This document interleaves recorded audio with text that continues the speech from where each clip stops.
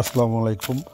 ডিমের খোসা একটি পাত্রে নিয়ে ভাঙতেছি, মানে জাস্ট গুঁড়া করতেছি যতক্ষণ পর্যন্ত গুঁড়া না হয়। চা পাতা বলতে হচ্ছে মানে চা বানানোর পরে যেটা থাকে আর কি, ফেলে না দিয়ে রেখে দেই। এটা হচ্ছে এই মিশ্রণটা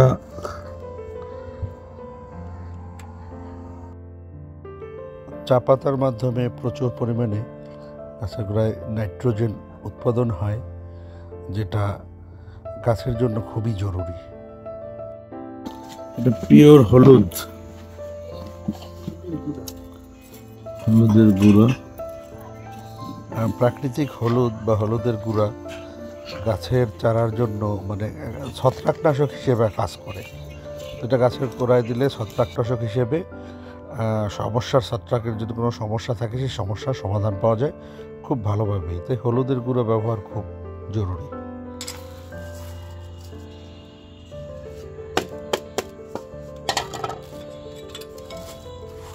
হলুদের গুঁড়ো মিশ্রণের পরে আমি এমওপি যে সারটা আছে, যেটা হচ্ছে পটাশ সার বলি, সেই পটাশ সারটা কিছু দিয়ে ভালোভাবে মিশিয়ে নিচ্ছি ডিমের খোসা এবং চা পাতা এগুলোর সাথে। এখন আমি ডিএপি যেটাকে বলে, সহজভাবে বলে আমরা যেটাকে ড্যাপ বলি, সেই ড্যাপ সারটাও কিছু পরিমাণ দিয়ে দিচ্ছি পটাশের সাথে। পটাশের পরে এটা দিয়ে দিচ্ছি ভাবে আমরা এটা মিশিয়ে নেব। ডিএপি সারটা হচ্ছে আসলে ডাই অ্যামোনিয়া ফসফেটের কাজ করে, সেটাকে আমরা সংক্ষেপে ড্যাপ বলি। তো এটা ড্যাপ, পটাশ মানে এমওপি, তারপর ডিমের খোসার গুঁড়ো, চা পাতা, হলুদ, এগুলো দিয়ে এখন ভালোভাবে এটা মিশ্রণ করে নিব।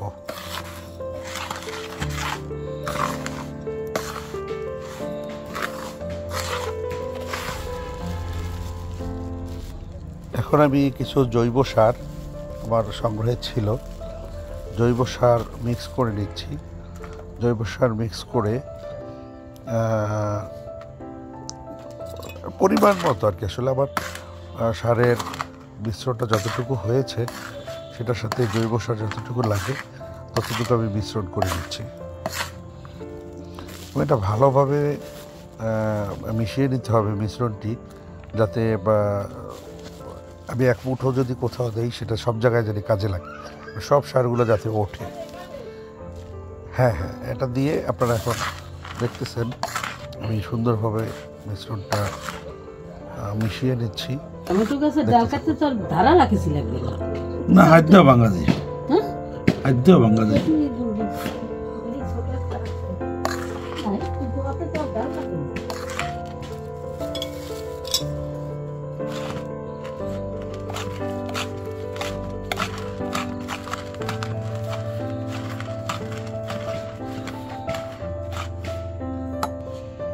গাছের খাদ্য, যেটাকে বলে গাছের অনুখাদ্য বুঝো, গাছের তো খাবার দরকার।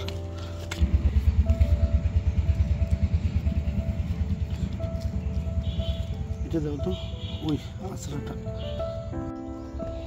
চারা গাছের পাশে, আমি আসলে কুমার গাছের পাশে দিচ্ছি কিছুটা দূরত্বে, চারা গাছের গোড়া থেকে কিছুটা দূরত্বে, ওই 4-5টা রিংয়ের মতো করে আর কি ঘুরে নিয়ে তারপরে সারটা ব্যবহার করার জন্য রিংটা করতেছি। গাছের গোড়ায় এইটা সারটা দিব। এটা হচ্ছে যে সারটা বানাইছি না তোমার,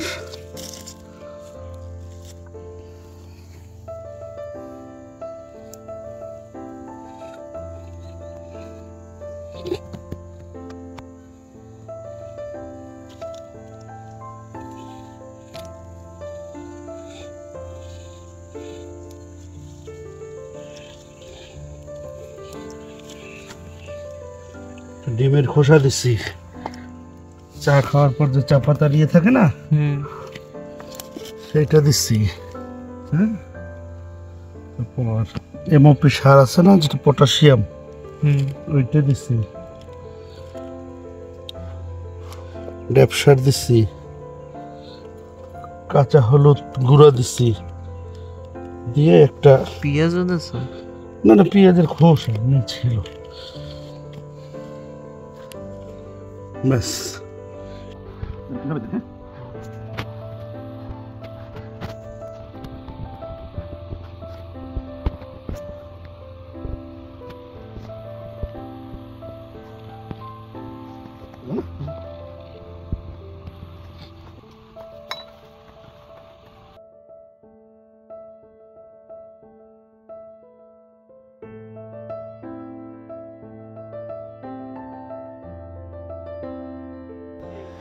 এই সারের মিশ্রণটা আমি প্রয়োগ করতেছি।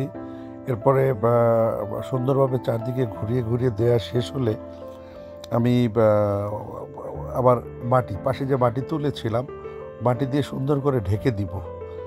ঢেকে দেওয়ার পরে আজকের এখানে আর পানি সেচ দিব না, এটা আগামী একদিন পরে আর কি, আগামী দিন বিকেলে আমি একটা সেচ দিয়ে দেব। তারপর দেখবেন আসলে খুব সুন্দরভাবে গাছটা বেড়ে উঠতে এগুলো সাহায্য করবে। প্রিয় দর্শক, আপনারা বাড়িতে এভাবে করে গাছের অনুখাদ্য হিসেবে ডিমের খোসা, চা পাতা প্রয়োগ করবেন। ধন্যবাদ সবাইকে। আসসালামু আলাইকুম।